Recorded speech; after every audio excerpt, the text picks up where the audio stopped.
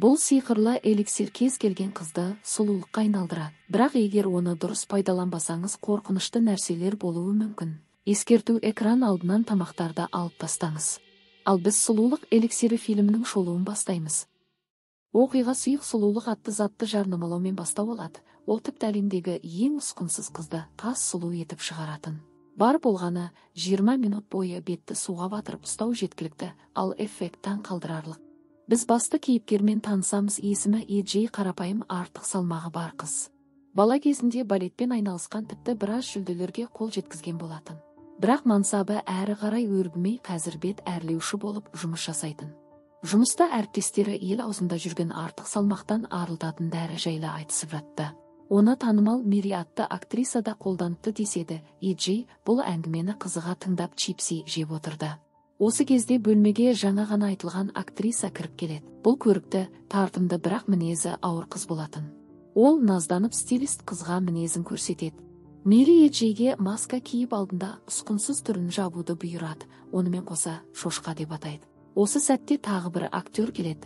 Бұл Жихун есімді әдемі жігіт болатын. Ол сондай сүйкімді әрі сыпайы еді, және бөлмедегі барлығымен амандасып шығады. Жігіт Еджеймен де сәлемдесіп, біздің кейіпкерімізге қызыға қарап, ерекше түсті көздері әдемі екенін айтады.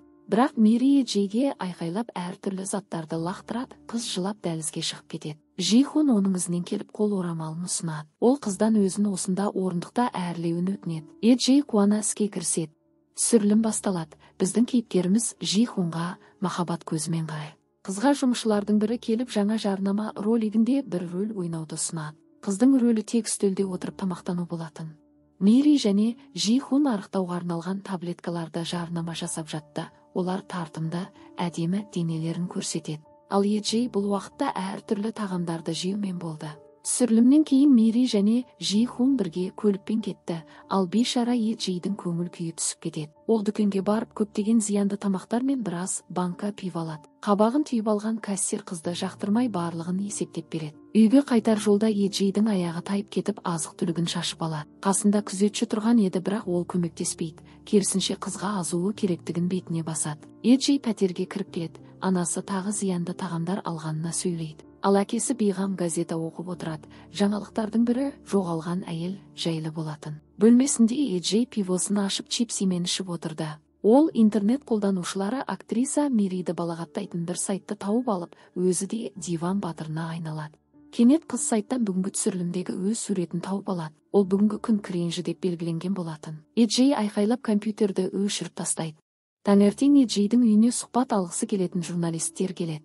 Бірақ анасы Еджей бізбен бірге тұрмайды деп қуып жібереді. Алайда Еджей міне бірнеше апта бойы үйден шықпай, тек қайта-қайта тамақтанумен болды. Бұл уақытта Мэри телевиденияға сұхбат беріп жатты. Айтуынша, Жихун актерлік бизнесті тастап кетіпті. Еджейге сұйық сұлулықтан хабарлама келеді. Ол қандайда бір лотереяда жеңген соң жақын арада жүлде келеді екен. Кейіпкеріміз мұны шындыққа баламай телефонды еденге лақтырып жібереді. Еджей түсінде бала кезіне оралды. Қалай ол кішкентай балерина болып сахнада өнер көрсеткенін көреді. Бірақ әдемі түс қорқынышқа айналады. Таңертең қызды анасы оятып сәлемдеме келгенін хабарлайды. Ішінде бірнеше бөтелке сұйық сұлулық, пышақ пен қайшы және де қалай қолдану керектігі жайлы нұсқаулық көрсетілген бейнеролик бар тұғын. Еджей экрандағы әйел бетінен терісін алып тастап әдемі болып кеткенін көреді. Ол лезде сұйықтықты сынап көруге кіріседі. Қыз бөлмесінен шығып жүзін ата-анасына көрсетеді. Ол керемет әдемі болып кетіпті, бірақ денесі әлі сол қалпында. Еджей маска киіп алып бұл сұйық сұлулықтың сатушысының мекен жайына келеді. Ол қысқа көйлек киген сұлу әйелдің пәтеріне тап болады. Оның үстелінде сұйық сұлулықтың бөтелкелері тұрған. Сатушының есімі Джина болатын әйел біздің кейіпкерімізді өнімін жарнамалайтын модель болуға шақырады. Бірақ барлық денені өңдеу үшін сұйық сұлулықтың көп бөтелкесі керек тұғын, және бұл 200 миллион тұратын. Осылайша Еджей ата-анасынан ақша сұрайды. Ол пышақты алып, олар керек сумманы бермесе, өзіме қол саламын деп қорқытады. Жалғыз қызын жоғалтудан қорыққан ата-анасы келіседі. Еджей Джинаға ақшамен келеді. Сатушы ваннаны сұйық сұлулықпен толтырып Еджейді сүңгуге шақырады. 20 минуттан соң Джина қолына пышақ алады. Біз шелекке түсіп жатқан ет пен тері қалдықтарын көреміз. Еджей қас сұлудың өзі болып шыға келеді, және лезде бұрынғы киімдерін тастауға кіріседі. Қыз анасының құшағына атылып жақсы қыз болуға уәде береді, және тағы да ақша сұрайды. Себебі қызға жаңа киімдер қажет болатын, терең демалып анасы келсет. Лифтте Еджей сол баяғы азық түлік жинаспаған күзетшіні кезіктіреді. Енді бұл адамның барлық назары қызда болатын. Көшеде Еджейге барлық ер адамдар қарап жатты. Алғашында қыз ыңғайсызданғанымен кейін ұната бастайды.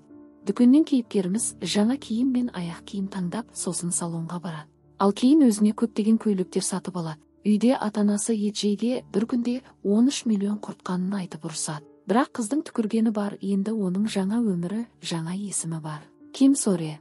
Қыз бай адамдармен тамақтанады, бірақ семіріп кетуден қорқатындықтан мүлдем тамақ жемейді. Кедей және ішіп пыстыратындарды ол лезде тастайды.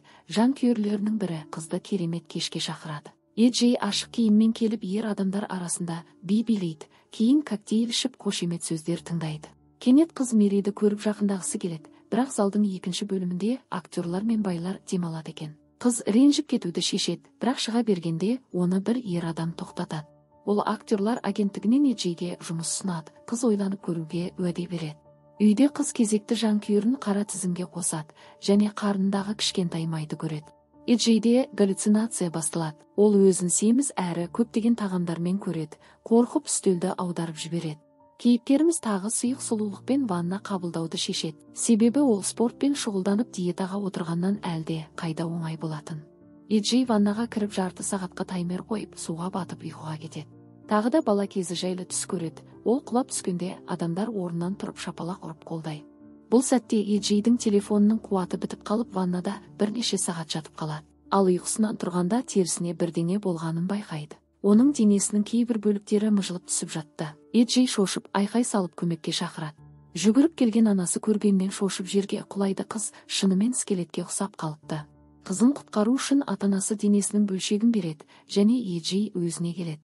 Ол ұсқынсыз көрінеді, бірақ әлі тірі болатын. Қасында әбден қалжыраған ата-анасы тұрады. Олар қыздарына барын берген. Бірақ қыз сонда да риза емес. Ол айнадағы келбетіне қарап қорқып айқайлайды. Еджей қайтадан жинаға келеді. Сатушы сұйықтыққа ақша сұрайды, бірақ кейіпкеріміздің тек бір бөтелкеге ғана жететін ақшасы болатын. Бұл тым аз еді, сондықтан сатушы қызды қуып шығады. Бірақ Еджей берілетін емес, ол тіпті Джинаның алдына келіп тізе бүгеді. Тәкаппар әйел өкшесін жалауды талап етеді. Қыздың бәріне дайын екенін көрген сатушы бетін дұрыстап береді.